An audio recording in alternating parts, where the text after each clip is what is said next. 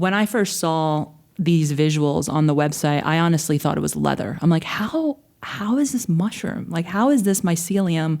And how are they doing this? You have the same reaction that I had. And that's why I joined the team. I think it was 2017 or 18 that Matt came to my house with like a prototype of reishi. And I touched it. I was like, yeah, this is leather. And what? No. This is made of mycelium. I'm like, okay, what is that? You have my attention, right? Yeah, I was like, okay, tell me more. And every time that, you're creative, when you say, tell me more, you're in. Hi, everyone. Welcome to The Corner. My name is Sarina. I'm the executive producer and creative director at Four Bent Corners. Today, we have the pleasure of having Xevi Gallego here with us today. He is a brilliant VP brand and marketeer from MycoWorks. Welcome to the show. Thanks. Very happy to have you here. So tell us, Xevi, what are you doing here in Amsterdam? I just came for like the exhibition Descent to Fungal that is at the Stedelijk Museum. MycoWorks partnered with Yume, and we created like a little space in the Stedelijk Museum, yes. Fantastic. So for those who don't know about MycoWorks, I found out about MycoWorks about 2 months ago, and my mind was blown. The amount of things that you guys are creating, it's so inspiring. And just can you tell us a little bit about the origin? What is MycoWorks? Well, MycoWorks is a biotech company, one of the only biotech companies that is rooted in art, which is very different. Yeah. And we were founded 10 years ago. We're about to celebrate the 10 years anniversary. Congratulations. But the origins, thank you. The origins come from 30 years when one of the co-founders started practicing mycotexture. So at the time, it was very innovative. He was participating in a lot of art shows and biennales. And through like the observation and experimentation with mycelia, was able to start playing with soft materials. And when they got the first prototype of a soft material, they created the company MycoWorks to try to see the commercial possibilities of it. Wow, that's fascinating. So essentially, MycoWorks it's rooted in mushrooms. Is that right? Like, is that how you would describe it? How it started? And sometimes when I don't have the patience, yes, I say mushrooms. But the reality is that it's mycelium, which is the root of the mushroom. The mushroom is the fruit body of the mycelia. And what we do, mycelium, for everybody to understand, is it's very abundant. It's in every like forest in the world, and even in your garden, in your house, if you have a garden, or the park in the city, there's mycelia in the ground. Wow. And what it does is like it eats the decay or like the dead nature, let's do it that way. And when there is no more food to eat, it creates the mushroom, which is like the way that mycelia procreates. So then the spores go to another place, and the whole process starts again. But we play with only the mycelia. We don't play with the mushroom. So is this a living, breathing material? Well, after tanning, obviously the mycelia is controlled and we'll say killed. I don't know if that's the right word. Treated, maybe? Treated, yeah. But basically, the whole process, the fine mycelium technology is controlling that organism, engineering it, and then, yes, it's alive for the whole process. So it's very, very rare to have a product that is alive, and then you have to stabilize it and tan it. Wow. I mean, when I first saw these visuals on the website, I honestly thought it was leather. I'm like, how is this mushroom? Like, how is this mycelium? And how are they doing this? And just the potential within this space is just limitless. You have the same reaction that I had, and that's why I joined the team. It was, I don't know, like for me, it was going back to my childhood when I touched leather so many times because my mom was a leather maker. Was she? Yeah, she was like doing handbags Wow. at home. And I'm being around leather. So when I saw that, I think it was 2017 or 18, that Matt came to my house with like a prototype of reishi. And I touched it. I was like, yeah, this is leather. And what? No. This is made of mycelium. I'm like, okay. What is that? You have my attention, right? Yeah, I was like, okay, tell me more. And every time that, you're creative, when you say, tell me more, you're in, you know, like the creative juices were flowing, ideas were popping up. And I'm like, my God, I want to be part of this. And at the time I was in a completely different world. I was more in digital. but like just touching something physical, feeling like that emotional connection with the leather, that cultural connection that we have with it. It was spectacular. It was like a good moment. And I relive that moment pretty often. That's fascinating. So art meets science. Love that. So talk to me a little bit about what is fine mycelium and what is the difference between that and reishi? It's a good question. Fine mycelium it's our technology. It's something that we've been working for years. Basically, what we do, like if you know, mycelium is the root of the mushroom, and what we do is engineer the root of the mushroom to create an interlock structure that resembles the finest animal leathers. So basically, we create these sheets of mycelium interlocked. And then we finish it in a tannery, in like traditional tanneries, like high quality tanneries that are more sustainable than others. So I came across MycoWorks, the website, a few months ago, and I've just been diving into your world. I've been listening to the podcast, and I'm just blown away by the technology and the innovation that's happening at the company. You started the podcast a couple years ago, and it seems to be going very well. I've learned so much. So for the audience that doesn't know what MycoWorks is creating, you're essentially creating sustainable textiles. So artists from around the world and anybody who creates basically 3D products can partner with MycoWorks to create innovation and create new ideas. Yeah, so the podcast is something that started because I was seeing so much knowledge around me. And I was sad to let it go. You know, like we are pioneers, so a lot of things that we do, we just find out. And it was my way to say like, hey, I want to record this. I want to make sure that we have it somewhere that I can actually, you know, like use it in the future for storytelling purposes. And it became like that. I'm not a podcaster, and you know, like I do what I can with English. But it started like more based on curiosity to make sure that we kept the amount of things that we learn. And then through that, in that podcast, you will learn about the technology that we just mentioned, but also the material, which is reishi. So after you harvest the sheet of interlock mycelium on the platform, the fine mycelium platform, then you put it in a tannery, which in our case, it's a process that it will take within like 6 to 7 weeks, the whole thing. So then that sheet goes to the tannery. It's a process that's cleaner than normal tanning because we don't use chrome and a little bit less of water. So basically we finish it with like the best tanneries in the world, and then it's reishi. That's the final product. And we try to differentiate fine mycelium and reishi because fine mycelium can create more than just a sheet of material. Like the byproduct is also material that you can use, and that's the possibilities in the future. So one thing is the technology that we use, and the other thing is the final product. Wow. So it's wearables, essentially.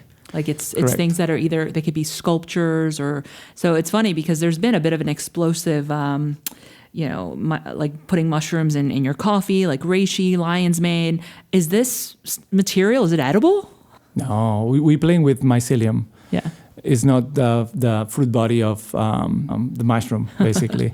So no, it's not eatable. Well, you can eat it, basically. I've done studies of like the nutritional facts of mycelium. It's 50% fiber, 50% carbohydrates. So interesting. You're just eating something that doesn't have that much flavor.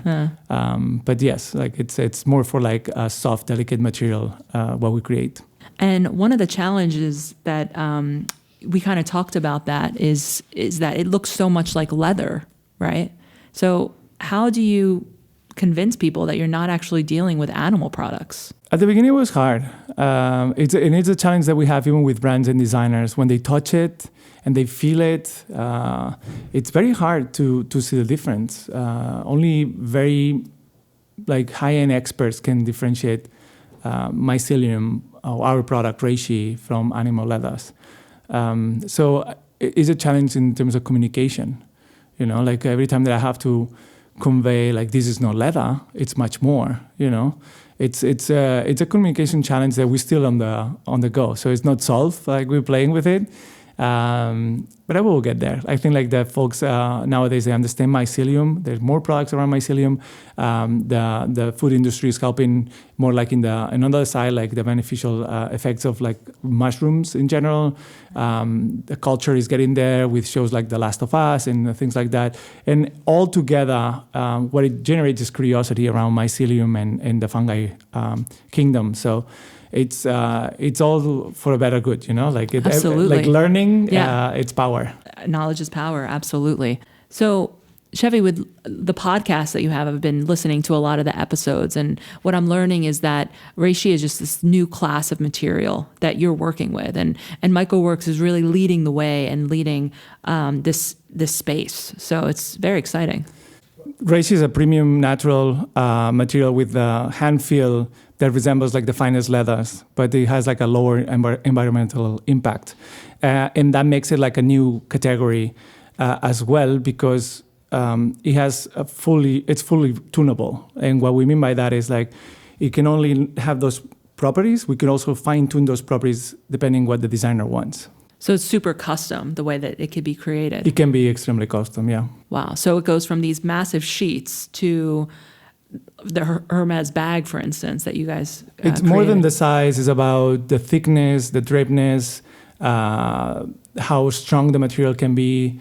Since it's grown, we have a lot of control over the process. Wow. So it'll allow us to, modify it on day 34 or like the first day, so we can like find different properties on the material. Wow. And will this be available on a mass consumer scale? The goal is for make it more accessible. That's why we're scaling up. It's still a very rare material. Mm-hmm. So, and again, like it's a slow process. Every time that you do a material and you want to do it right, it takes time. And so far, it's still very rare. Still very into the exotic realm. So it's very unique.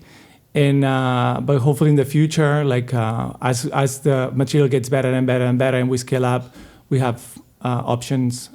Yes. Cool. So I want to dig a little bit deeper into your career, right? Because you started out in traditional advertising. You were a creative director, a global creative director at RGA. Mm-hmm. You worked on the Nike account. You've worked at Airbnb. So you went from traditional advertising to biotech.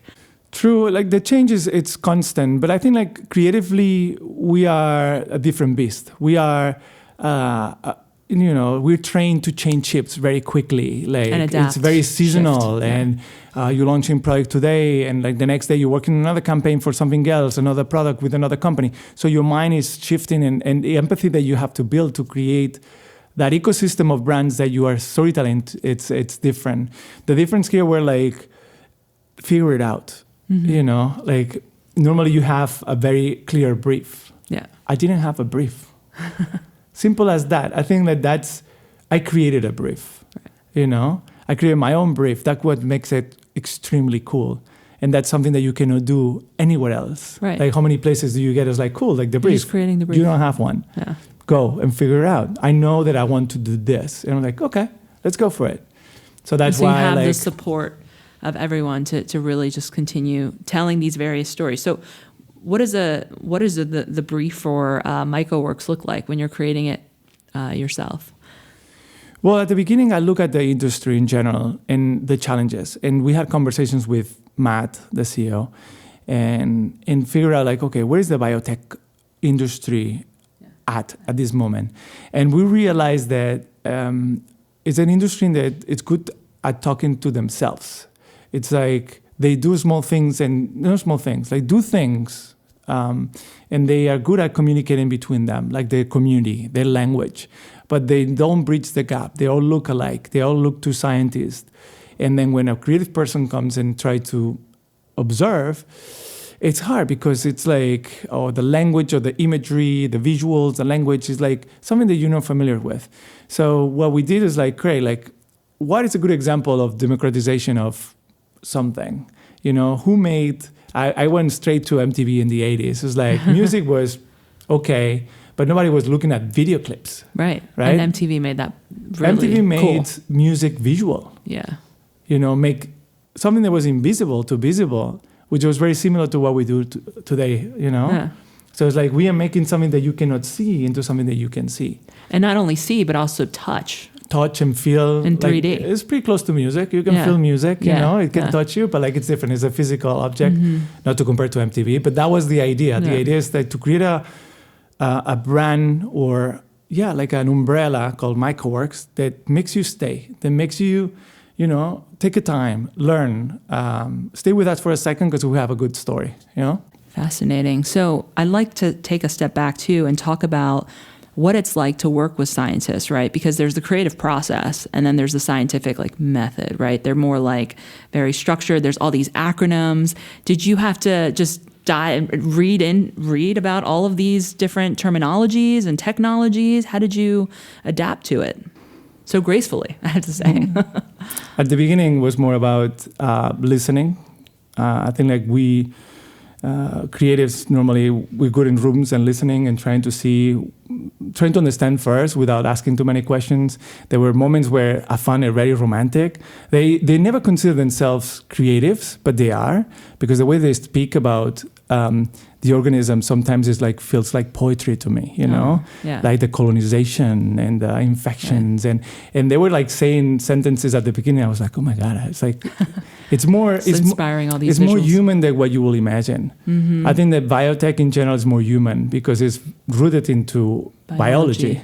Yeah. So it's not like chemistry. There's a little bit more difficult to communicate because it's elements and all that stuff, and it's difficult for us. But biology is very human. So at the beginning, it was listening, and then obviously asking questions, understanding the process, working in certain environments, like helping the team to grow the mycelia, to see how it goes, like having an exercise of empathy before being able to communicate anything. Wow. So is your office, are you next to where they're actually growing the mycelium? The place has been moving. Okay. At the beginning, it was a basement, and it was pretty much a small room, almost like a workshop. We moved to a garage, which was bigger, and then we had offices. Is that when you first saw it, when it was in a basement? Yes. So wait, how'd that conversation go? You were in San Francisco, and somebody's like, "Hey, come to the basement, check this stuff out." It was a moment of Breaking Bad, you know. Really? And I remember Matt telling me, you have to come, you have to see it. The whole experience. I remember that they took some of the folks from Hermes at the basement, and they were blown away because it was like, wow, this is coming from here? This is crazy. It was a very Pinterest and unique experience. The smell, the doors, everything was a zipper door. You were going inside. It was almost like feeling life in Mars. That's how it will be, but we will all grow our things in space, Incredible that they were able to get the leadership of Hermes to see this product growing. I think that they witnessed what I witnessed, which is history in the making. Yeah. There are certain moments that you go to a place and you're like, this smells like history, and everything, the way it was set up, it had so much character, it had so much power, that place. That I still look at the photos that I have from when we were there, and it was it's beautiful. Yeah, it's beautiful. And to me, it was a big change in mindset because I had to move from a world that goes really fast, then on a click you get results, uploading a video, next day you get millions of people watching it, to something that takes years, to something that requires patience, to something that requires craft. The physicality of the object, Absolutely. The material, it's something that also requires time. To craft it requires time. And it was very humbling, I'll use that word, humbling, to see roadmaps when I started 2024, 2023. It was 5 years ahead. I'm like, oh my God, I've never seen those roadmaps in my life. Wow, especially coming from the traditional advertising world where it's immediate. Everything is tomorrow or yesterday. Exactly. And that was a change of mindset. Did you ever think that, maybe 5-10 years ago that you would be working in this space? No, but I never thought that I would live in New York. I never thought that I would live in Barcelona because I'm not from Barcelona. I'm from a town north. So I think what my background or my history tells me is that you never know. Yeah. So I cannot guess what I will be in 5-10 years. I know that I will take the right decision to be in that place. And from Barcelona to New York to San Francisco, from very traditional design of wedding dresses to Nike to Samsung to Airbnb and then biotech, it all feels, it's connected to me. There are dots that for another person will be like, how the hell? But it's your like unique blueprint in a way, your career blueprint. Pretty much. Fascinating. So can you talk to us a little bit about your creative process? Like, how do you make these decisions? Are they intuitive? Like, what's your process? Well, at the beginning, I thought it was intuitive. But the reality is that there is a lot of design thinking. Kind of like without knowing, I was applying design thinking. Since I was in school as a graphic designer, I was more concerned about how people will perceive what I was doing than how it looked. And that makes you more like an experienced designer, design thinking. Yeah. And then I started applying that concept into multimedia and websites and experiences. And when I moved to New York, I led some of the open physical experiences. We were calling it phygital. It was physical and digital. Yeah. It's a hilarious concept. But like I started like playing with like empathy and having empathy for the consumer that's going to use the product that you're creating. So I was adding elements into my design. It's almost like I went from designing in 1 dimension to 2 dimensions, 3 dimensions, and 4 dimensions. And Incredible. Right now, like I'm in a place that I don't even know how to describe because it's like I'm telling the story for a material. Like it's another dimension now. So cool. So, Xevi, do you ask yourself specific questions? Are you trying to solve problems when you approach the design world and when you're thinking about the consumer experience and those kinds of things? I'd love to dig a little bit deeper into that. In the past, we're based in research. It's easy when a product is being out for years, like it's easy to find research and data that supports you and can give you a sense of opportunities. Here at MycoWorks, and especially launching Reishi, we don't have data. Like, it's never been done before. New. It's brand new. It's brand new. So I lean a lot into Matt Schooling as a CEO. And at the beginning, I remember like having those walks in Golden Gate Park. Beautiful. Yeah, and we were like just chatting about it, how you will do it. I will do it like this, but what about this? What about that? You know, it's like 2 kids having fun with a toy. Yeah. And then now, like obviously, our DNA is to incorporate people. They have more expertise and that those conversations between 2 experts, but like now they're becoming conversations between more people that we can potentially tell a better story and be more rich in how we do it, how we communicate into the public. Yeah, so it's based on like a lot of experiences from people more than data right now in the storytelling, because the product is completely different story. Like there's a lot of data points that we are coming up every day. We are perfecting how we collect data. It's a little bit different, but from the storytelling perspective, it's instincts based with expertise. Right, and with a product like that MycoWorks is producing, I mean, it's automatically solving a lot of problems in certain respects in regards to fast fashion. And in this, we're starting to really see an explosion within that space. And there is an interest. A lot of brands are turning to more sustainable solutions. So it's incredible. I'd love to hear a little bit about some of the projects that you've worked on and that you've seen come to life at MycoWorks. The first big partnership was Hermes, and it's almost like the synopsis of what we've done here. It's like years in the making, a lot of patience, partnering with the best, so you will like reach for the moon and you will land in the stars, right? Like it was painful, but it's what it's needed to create something as beautiful as we created. So, and we're still working with them, and it's a great partnership, and they push us, we push them, and it's great. So we find people that collaborate with us that are helping us, and we're helping them. So for us, it's not a question of like fast fashion or solving a problem of, sustainability. For us, it's like how we can do the best material possible, and that includes sustainability. Right, by default. By naturally. default. Yeah. If you could do the best material that you could do with like a blank canvas, you will make it sustainable. Can you talk to us about some of the challenges? Because from an outside perspective, it's like you have this great product, you have this material, and then you just craft a bag. Like, I don't know, from an outside perspective, it just seems like, okay, but When you create a new material, it's very hard to use the tools they've been using for centuries and millennia, right? Animal leather has been around for 10,000 years. Yeah. Folks expect for us to give material and use the same tools and the same processes, and it's not the same. It looks like it can feel like it, but it's definitely something different. It's a new category of materials where we're playing here with reishi. And what that means is like we'll have to adapt to this new category of materials. We will need to learn from it. So it's harder than it looks, because like what I was mentioning before about all the craft people, they have to understand the material. Yeah. They have to learn certain things that are slightly different. But like the material today is way better than it was 1 year ago.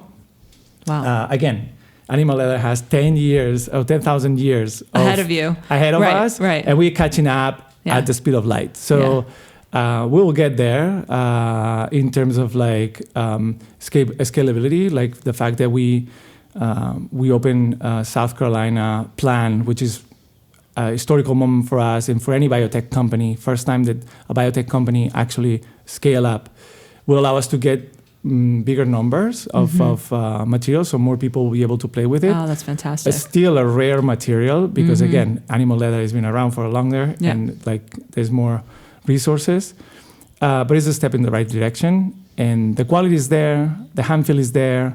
It's a natural option, and we just have to scale it up. It's so interesting when you talk a little bit about the actual machinery that's probably involved with dealing with mycelium, because it's a different texture and that kind of thing than animal products, right? And so everything has to kind of be changed to adapt to be able to work. Not everything. No, I don't want to scare people. It's like everything. Not everything. But there is adjustments that you have to. There is learnings that you have to. There are, especially in like more industrial processes, like yes, definitely like some adjustments. But it's more like an exotic or a delicate material, and that requires a treatment like that. You will not create with a very special animal leather the same way that you will create with like a pleather. Sure, it's more delicate, and now it's right. It's the beauty of it. And will let's talk about the actual material, right? Can it last as long as leather or even outlast it? So far, we've done testings, and the life cycle of the material is as durable as leather. Yeah. Wow. And it's just improving. Like the note here is that we're just getting started. Yeah. And in terms of like, again, 5 years ago, what I saw, it doesn't resemble to nothing of what it is today. And that tells me like, it's going to improve, but today is really, really good. And MycoWorks is literally leading the way in this space. It's unique because the rest of bio-based materials, it's a base with plastic. Right.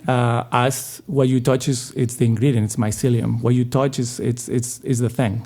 So it makes us completely different from the rest. I think that's important to know. It's good that there's alternatives, but that's why we are a little bit more premium, and that's why it's harder to make. And that's why it's taking us longer to scale, because doing something as premium as what we're doing, it takes time. It's almost like it's not the same to do a flyer than to do a branding for a whole company, Right, it's different. Was there anything that kind of surprised you, utilizing your skill set as someone who's been in the digital traditional advertising world and then just moving into this space? Like, what are some of the things that you had to just maybe shift about what you knew, or your approach things differently in a way? Branding, storytelling will be the main thing. I remember at the beginning when I was like, I had very clear, like, it's like the first thing that we have to do is define ourselves. The company cannot be the product. And the people were like, what? They're like, yeah, the company cannot be the product. This company is going to be huge. The Mycelium technology is more than reishi. It can be more. Now it's reishi. But what happens in 10 years from now? I think like there's maybe like that thinking, like long-term thinking was missing a little bit. Yeah. So the fact that the beginning was a little bit, it took us some time to educate the team around company, technology, product, and have a great description of each. So MycoWorks has the fine mycelium technology that creates reishi, you know, and that like, then can create products. and can create more products, but now it's like this. So reishi is a product. There's our like natural quality premium material. And it has a handful of leather, like the finest leathers, and you know, like defining all of these aspects. Because at the beginning it was like, we make this, right? But we need the story. We need a structure. The actual structure, right? Because then that can inform everything else. And so when a brand like Hermes comes to MycoWorks, they're like, we need to use this reishi to develop our Victoria bag, for example. Is that kind of how you create the definition? So then what they're using is fine mycelium, because they are one of the few brands in the world that have their own tanneries. So they are finishing themselves. Then it's not reishi, it's Sylvania. Mm-hmm. So cool. And do you have any advice for anybody who is worried about getting really out of their comfort zone and going from maybe traditional to biotech? Do you have any advice for them? I don't know. Sometimes I play with the idea of what would I do if I could call myself 5 years ago, you know, to give myself an advice of like this. And I think like we all have talents. You have to be humble to not know what you don't know, but be ready to learn. And you have to be patient, because sometimes not everything will go at the speed that you want it to be, you know? Right. In a fast-moving world, it's very difficult. Yeah, like, and sometimes like when you work, especially when you work with like diverse set of people and backgrounds, you have to assume that what for you is normal, for them it's not. And you have to you have to ground a little bit more, provide more context in everything that you do. So that's something that was like learnings and advice that I will give. Like, always remind yourself that the person that you talk to doesn't know. Very important. And that you don't know either. Like you can, like, I can talk to you about mycelium, but we still don't know. Like, I talk to scientists every day. We don't know. We know 1% of everything that mycelium can do, you know? Wow. So it's like, be humble and be patient. Curious. Yeah. And patient, yeah. Wow, that's so important and so easier said than done, for sure. It's a struggle. Because, you know, I love fast things. I love like producing. I love like putting things out there. I love reactions of people. But now that's not about the branding. It's about the material.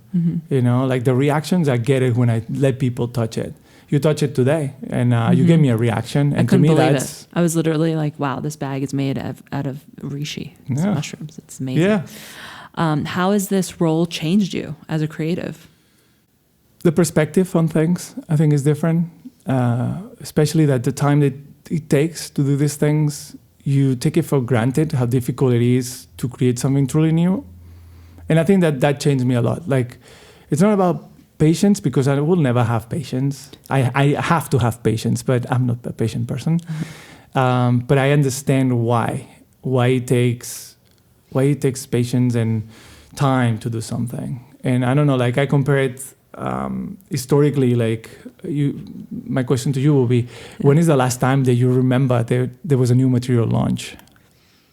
I mean, honestly, all I can think about in my lifetime is just digital, in a digital space. Not so much material, but mostly it's like, oh, the internet, Google, Amazon. It was just all of these new things. Technology. Yeah, really. But material, it's much welcomed, I would say, especially in this very fast fashion world. You know, now having a residence in Europe, I definitely have a different perspective on like the way things are made, you know, and the craft. Exactly. And it's like, there's just an appreciation for that quality. Yes, it might be more expensive, but you don't need like 50 of them. You need one or a few of them. So just taking that step back has really given me perspective as well. And I am so excited to embrace more of what MycoWorks is doing. And I look forward to opening my closet one day and seeing my wardrobe. I hope that too. Yeah, that would be amazing. But yeah, it's exciting to see what the future holds. And I think, you know, I mean, are you optimistic about the future regarding sustainability and kind of where we're going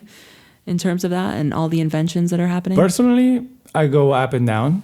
Yeah. When I'm working on MycoWorks, I see that it's possible, but I also see what it takes. And I don't think that we're building a society that is as patient as we need. But at the same time, I'm positive because what we're doing is fantastic. You know, it's crazy. Like what we're doing, what we're learning every day, and the potential of like untapped possibilities that we're experimenting at MycoWorks it's truly amazing. And I think there's a better way to do things. You know, I don't know if society is ready for it. And I don't know if society will have the patience for it because we will have to re-educate society as well. Yeah, it's such a process. And, you know, I think the sooner we start to embrace this, the sooner that these companies in general as a whole start to really reevaluate the choices that they're making, how they're making these things, that's when we can start to really see significant change in the world. And it's so inspiring to see that MycoWorks is leading the way in this space. Yeah, so, and you say a fantastic word. It's choices. Yeah, having a choice. I think that for the longest of the time, in many aspects of life, you don't have a choice. Like you think you have a choice, but most of the things are made with the same products, and plastic is pretty much everywhere. So this is like what talking about being optimistic, because this is an optimistic podcast. No, but like I think like what MycoWorks is trying to provide is a better choice. Yeah. You know, a choice. Like the fact that you can choose one thing and say like, okay, I'm gonna like you give me these arguments. Obviously, I'm gonna choose this one. But like being there to be a choice for like brands and designers. That's our goal. Yeah. What I love about even just the branding and the visual like identity of how you're going about showing the world this product is when I immediately saw the visuals on the website, I thought of Richard Serra's work, like the big sculptures with the contrasting shadows. Is that intentional? I mean, I didn't have her as a reference. The intention behind the branding of MycoWorks was to create the MTV of biology, of biotech. So when I started, I looked around all the biotech companies, and I realized that everybody had like a logo and two lines, logo and two lines, logo and two lines. Yep. And and it wasn't communicating to the right people, like as a company, not even like as a product. So the first thing, it was like how we can break this brand, how we can make a brand that makes you stop. Because what I knew from my experience with Matt was that if I stop and I listen for a second, I'm going to be hooked because the story is good and the product is good. So what we want to create is a branding that makes you stop, that you're like, what the hell is this? So I got you. And then for the product, it was a different approach in terms of branding. It was more like we have to speak a certain audience. Let's create something more elevated that reflects the properties of the material. It's almost like you get the brief. You say like natural, quality, premium. Black and white. Right. Great transitions, good photography. So it was like the two worlds of the company. And I love how the photography really still honors the artistic, the roots of the artistry, where it comes from, the fine arts background. When you talk about the audience, can you tell us a little bit about who is the audience for MycoWorks, if you had to describe them to us? Yeah, of course. So it depends on the years. Right now, we're speaking to brands and designers and creators. We're trying to reach them. And I think that we speak the same language. We come from the same world. So it's been very natural. Back in the day, obviously, when we were a small company, we were speaking to more investors and bankers. And so it was like more niche. Sure. But like right now, is the designers of the world and the brands. Yeah. So it's really an invitation to creators around the world who are making products, who want to create good things in the world, right? And so this product is sustainable. It has a lot of longevity and a lot of possibility in terms of how big the creative can be and how small. It could be a handbag. It could be hats. It could be, I'm hoping one day I open my closet and I have some Mycelium outfits in there. That day you can call me and I'll be so happy. Be like, thank you so much, Xevi. One thing that is amazing about the reishi material is it's fully tunable. Right now, obviously, we are in a scalable phase, so you have to like define what's a SKU. A SKU is like, what is our what are we selling? Right. Like what is like what everybody's asking for, and that's why it's really good to collaborate. And that's why we know collaborations are good, because we find what everybody's asking for. So we are tuning that. But the platform is fully tunable. What does that mean? It means that in the future, you will be able to give us specific specifications, Specs, specs of like how you want the material to be, how you want the thickness, how you want the dripness. That's so cool. It's like almost like printing, but it's with material. Exactly, with a premium material that you can like then use for your object that you're thinking with the specifications. Or as gifts. I mean, I think that's the story that designers resonate a lot, like the tunability of the material and being able to unlock those designs that were impossible with what's available today. That's what makes us, before we were talking about animal leathers and reishi and how we are pairing, but we tend to say like we have the tunability and traceability aspect that it's it's going to take us farther. 10 years from now, okay, we'll be multiple materials. We'll be in multiple industries. We already are.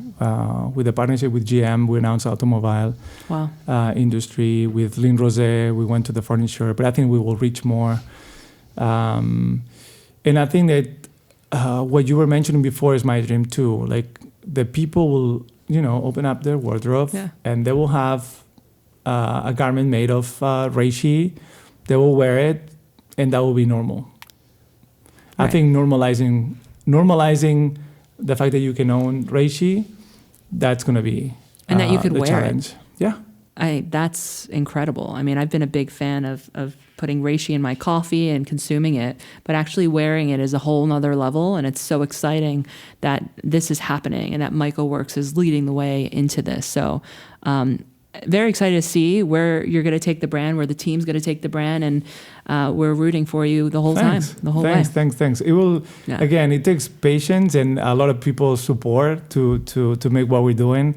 And just like talking to you and seeing how excited you are, it makes me so happy. And I hope that I'll share that energy with the team in MycoWorks. It's like, hey, we're doing something really cool. That's right. You have big fans in Amsterdam, New York, all over the world. Going back to the creative process in regards to MycoWorks, are you also creating concepts and pitching them to various partners? Like, talk to me about your role. So as creative director, it's very fun. I have two main areas that I play with. One is finding those brands and designers that want to collaborate and want to expand the possibilities of the material. Because sometimes like when you are working on your circle, you don't see all the possibilities of it. Right. And then when you partner with someone else from the outside, it's like, hey, like, well, you don't do it this way. Sense. Yeah. Like Yume, in this collaboration that we just launched, it's just like they're using what we call the backside of the material, not the front side. Oh, and they just touch it like, we want to do it with this. Can we do it? And I was like, sure, like, go for it. Like whatever you think it should be is like the way it should be. But that's the right collaboration, right? Like it's like the moment of someone creative like you sitting on a table, like, why you don't try this? Right. And it works. That's perfect. So this is the exhibit that's happening at the Stedler. Correct. So you approached the artist? We talked a year ago. They were very interested. Yume. They were very interested in the material. We get a lot of calls from designers and brands. It's good. They had like a very bold sense of aesthetics. I personally like what they create in any aspect. Not only the clothing, the photography, how they present themselves, like the story. Eva Kirsten is like the creative director there, and we connected in the conversation. And it was like, whenever we have material, because it's very scarce, like try to do something. We like the boots, the fisherman boots that they have. Oh, cool. They have a mushroom hat as well. Nice. And then there was they were very excited when they were playing. It was like, can we do a jacket? Can we do a head to toe, like a trenchman jacket? Yeah.